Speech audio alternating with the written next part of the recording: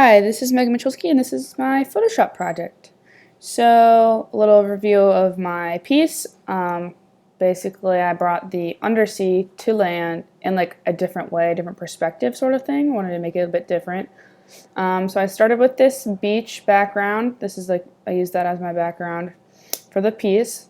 And then I took the light bulb picture from Google, used a lot of the magic wand for all of these to get like the white space off of it.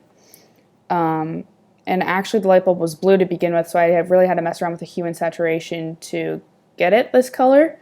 I didn't want it too bright white, and I didn't want it too dark either, so I just kind of messed around and see what looked good with the water and everything.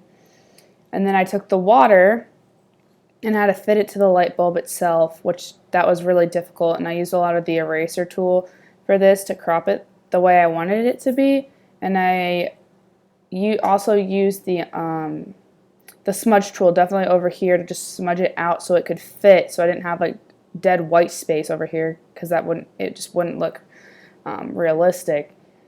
And then over here I used a lot of the clone stamp tool, and I just like cloned this right here, pasted it over here.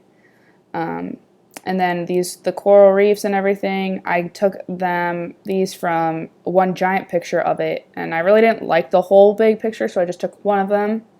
Then I copied and pasted it.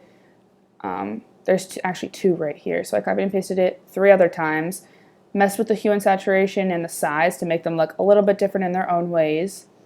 And then each fish and the seahorse actually came from their own pictures from Google, and that's what these layers are over here. And that's where I had to use a lot of that magic wand tool and change the size to make it look how I wanted it to look, and I did my best to make it as realistic as possible. It was really, really hard too. This was my first time working in Photoshop, but I really enjoyed it. It was a lot of fun.